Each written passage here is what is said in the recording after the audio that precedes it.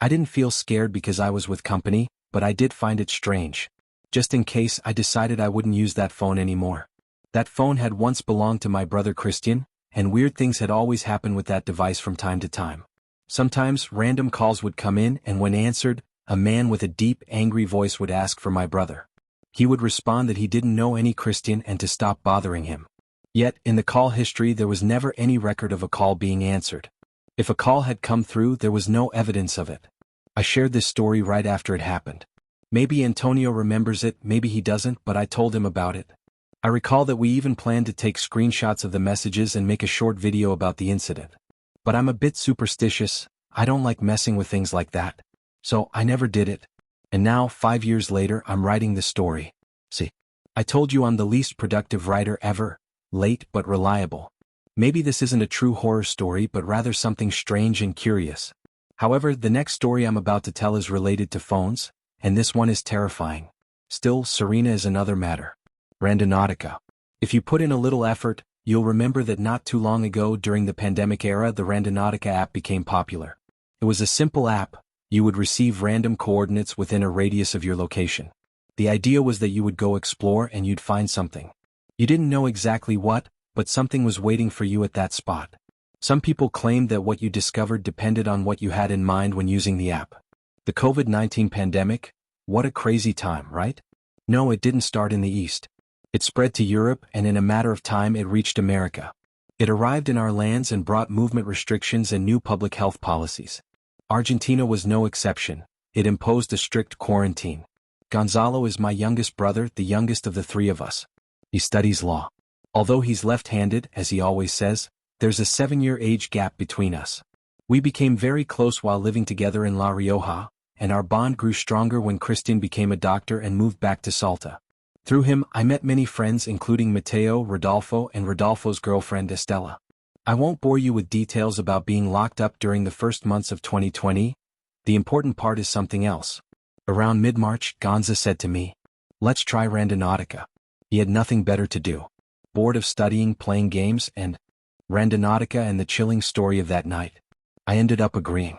On a cold winter afternoon, we took the motorbike and headed to the location the app had given us. If you were expecting some bizarre event to happen, I'm sorry to disappoint you, it didn't. Randonautica sent us just 5 blocks from our apartment, to an abandoned house covered in old political posters and advertisements. Nothing more, nothing less than the house of Sylvia, the protagonist of one of my most disturbing stories I published some time ago, Paranoia. Fast forward a few months to November 2020. Restrictions had eased. They were still in place but much lighter. For a while, my brother and I had been attending underground parties, which is how we ended up catching COVID about 3 or 4 times that year. One Saturday night, after a long day of studying, I texted my brother to see what he was up to. Gonzalo replied, telling me to come over to a neighbor's house. Several people from university were there, drinking and listening to music. So I got ready, shower, cologne, and off to the party. When I arrived, there were a lot of familiar faces, Rodolfo and Estela among them. Greetings here, greetings there, and we started chatting.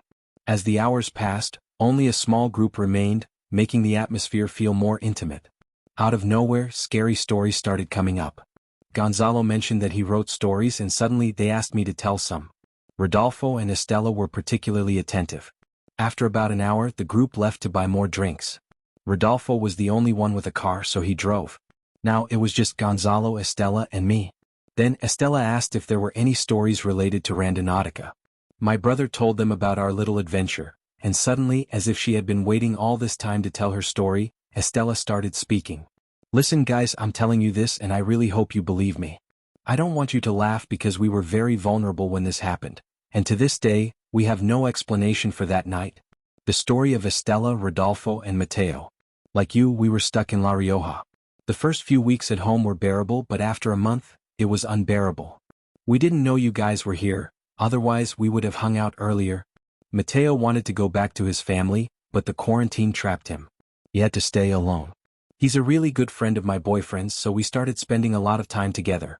Lunches, dinners, sharing mate walks. What started as a duo turned into a trio once restrictions eased. Around the end of August, Mateo suggested we try Randonautica. Rodolfo was immediately on board, and I, pretending to be hesitant, ended up agreeing. One night, around 8 p.m. we launched the app and it sent us a random location, past the tunnel leading to the dam. We took a dirt road all the way down. My boyfriend turned off the car lights and got out first, followed by Mateo and then me. We stood there, chatting, gazing at the water. It was completely dark and the moon was a night of impossible reflections. The moon was hidden behind thick clouds.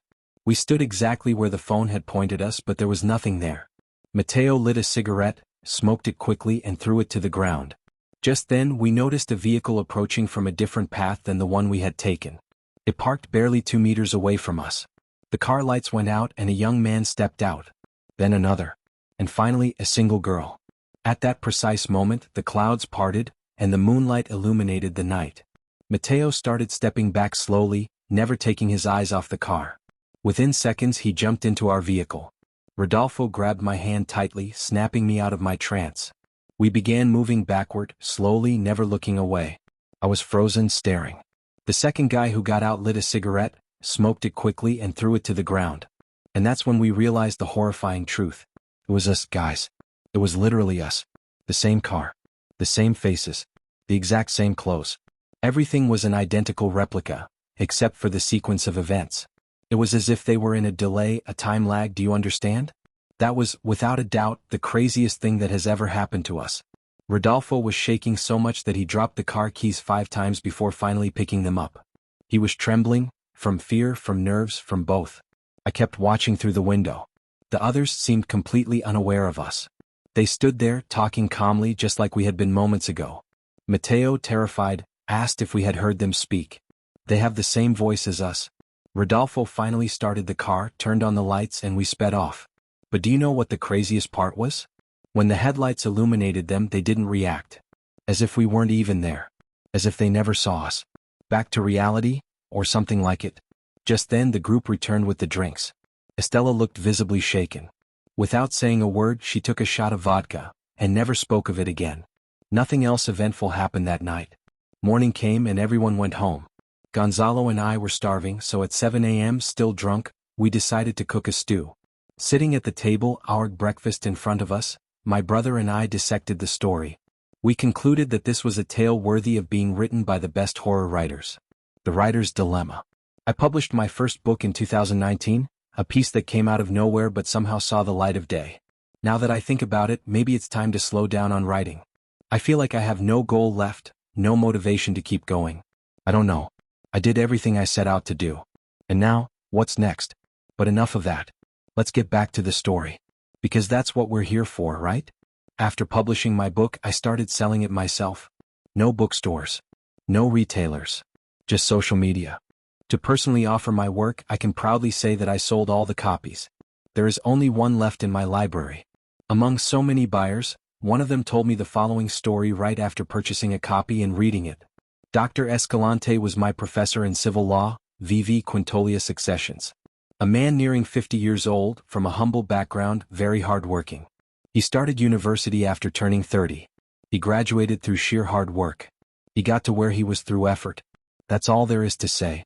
One August afternoon, after taking the course exam, I stopped him in the hallway and offered him my book. "Let's do this, young man," the professor told me. "Tell me, professor. I'll take the book and in a week we'll meet again. If I like what you wrote, I'll pay you double its price and you'll sign it for me.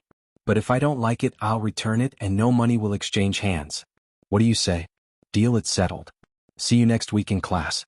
That's the spirit, short and to the point. A good listener needs few words. The week passed and once again I was in the same classroom attending the lecture. When class ended, Escalante told me to wait for him in the hallway after he finished answering students' questions. Some of my classmates were still around when the professor approached me. "The book is good, I really liked it. Here's the money and don't forget the signature. A deal is a deal."